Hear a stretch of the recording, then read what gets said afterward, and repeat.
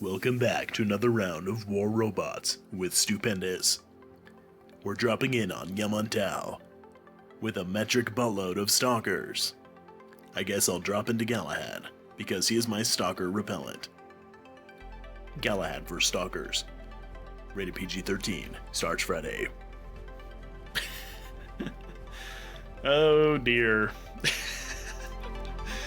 I would never see that movie. That sounds like a terrible movie. But anyways, thank you guys so much for coming and checking out the video today. This is Stupendous. So yeah, I was just looking over there. So when the enemy is starting over there, or when you're starting over there, I always look towards that portion of the map to see what everyone's dropping into. And so yeah, I was able to see the enemy dropping in, and there was like 5 stalkers. Like, what the crap? That's like, and for a bunch of randoms, I don't think any of these guys are the same clan, but like for a bunch of randoms, that's like unheard of. So I went ahead and took the high road here.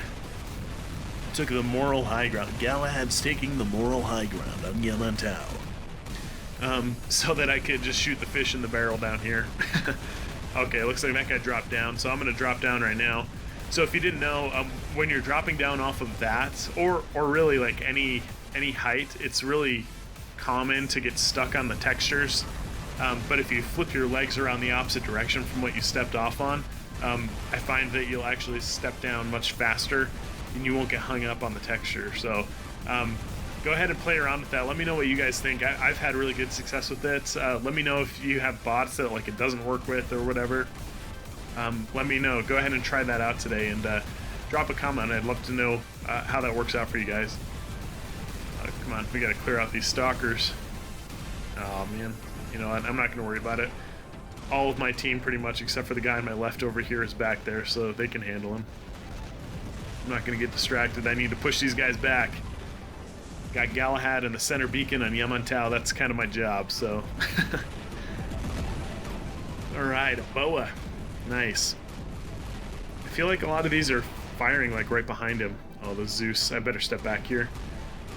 I totally forgot to think about those. I'm usually pretty good with my battlefield awareness, but right there I totally spaced that there was a Zeus over there. So okay, so it looks like we got a golem over here too. I feel like I'm firing like behind him, and I'm trying to put my crosshairs towards the beginning of that box there, and it's just not working. Oh well. So hopefully we can take out this guy. It's like a conveyor belt that's just kind of like rolling by, letting all these guys through.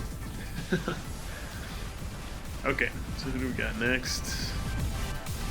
I'm gonna drop down here actually. These 2 guys that got past me here. See if we can take them out.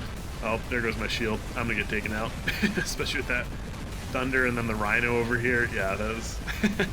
Oh well, we chipped into him, and there he went too, so one of my teammates was able to grab him. That rhino doesn't have tons of health.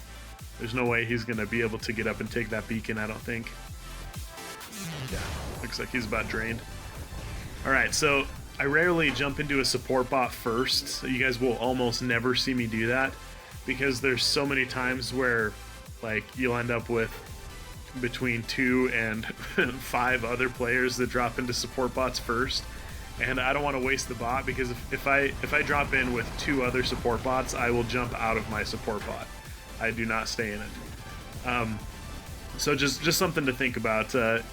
Unless I saw like at the beginning of the game somehow that the other team was running like all support bots, I would stay in it, but that would be the only circumstance that I would stay in that bot.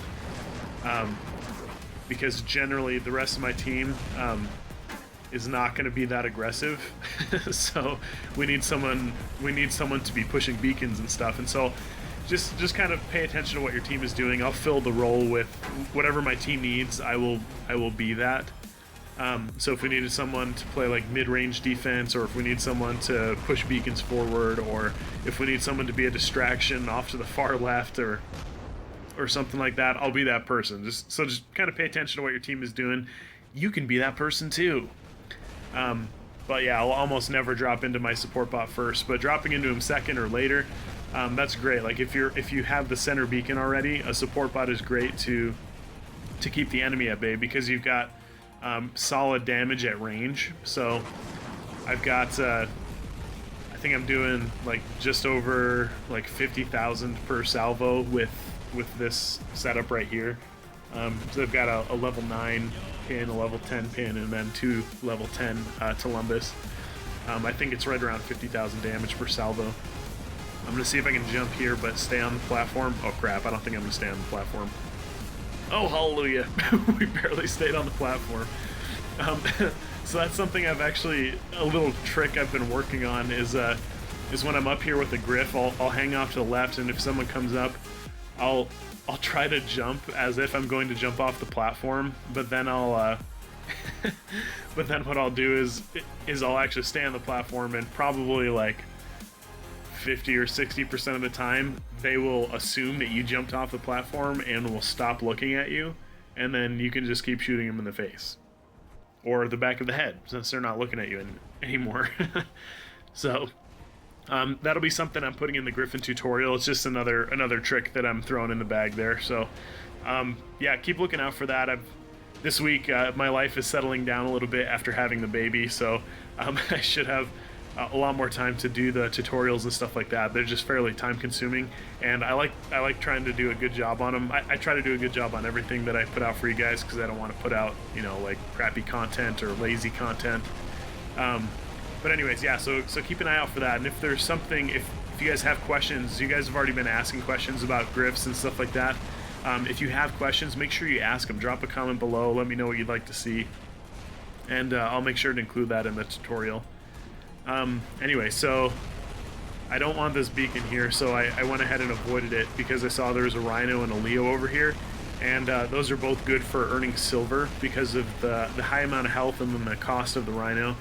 You generally get a lot of silver for damaging or killing one. So, and it looks like I didn't get kills on either of them, and I don't know that I got any damage on that Rhino.